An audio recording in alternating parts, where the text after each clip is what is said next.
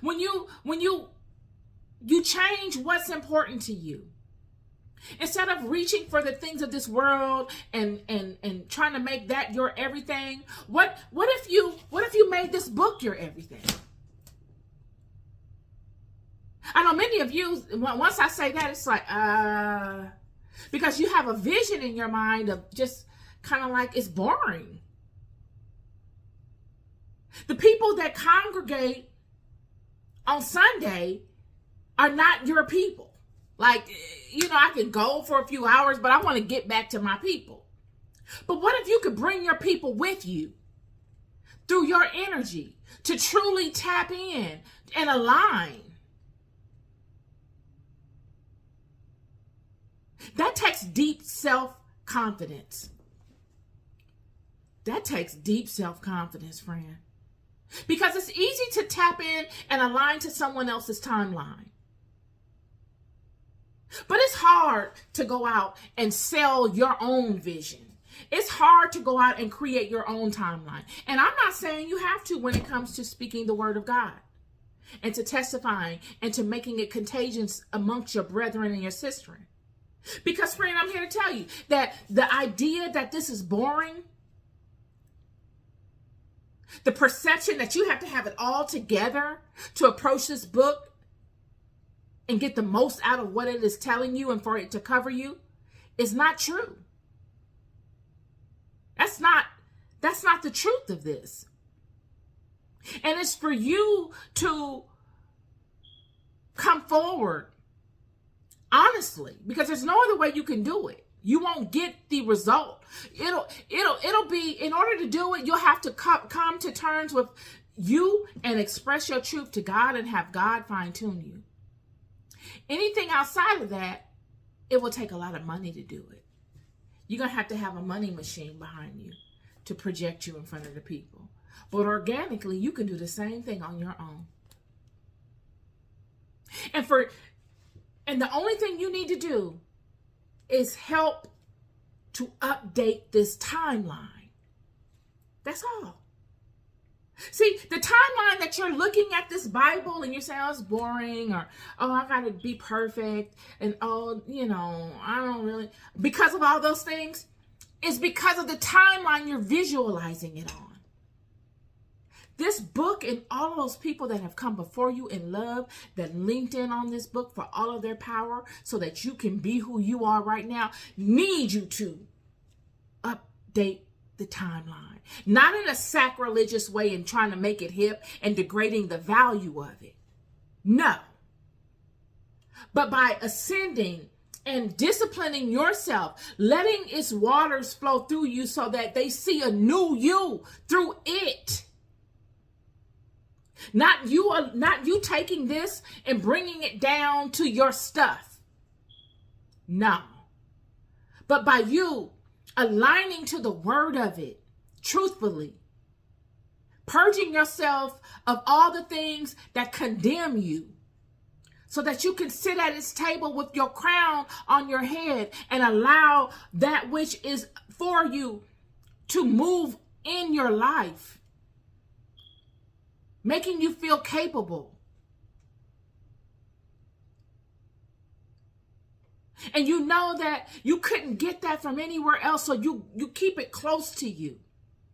You make it your everything, friend. I'm telling you, you make it your everything.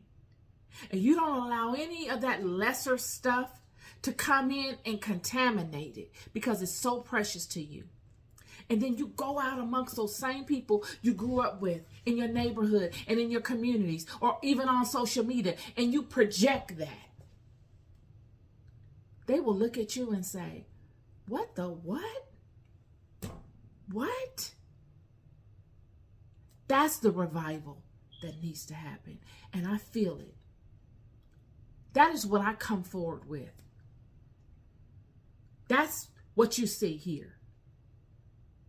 And I'm here to tell you that God will send you in front of people when he finds that you're useful in that way to be mocked, and it won't bother you.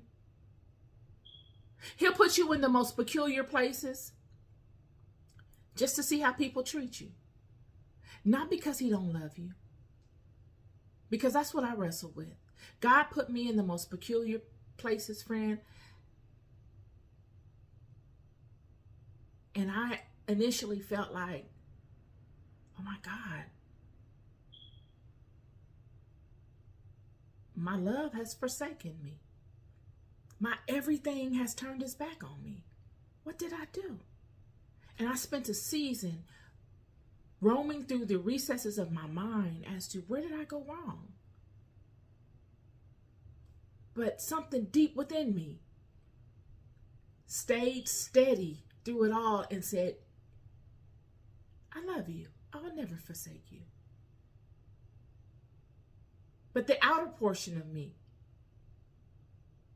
said, no, this is not, and I know I really feel like I'm okay, but it doesn't look like it. All hell is breaking loose. But that aspect deep within me said, no, don't worry about what it looks like. And it occurred to me after a season that this too was a test for me.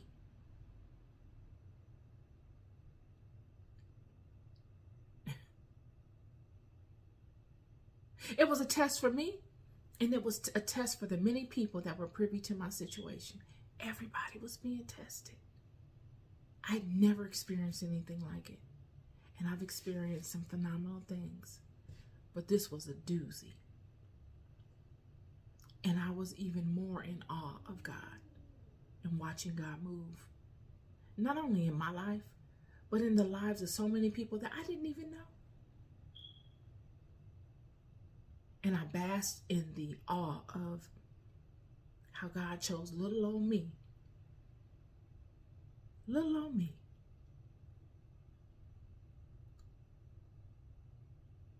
to be laid at the feet of all of them.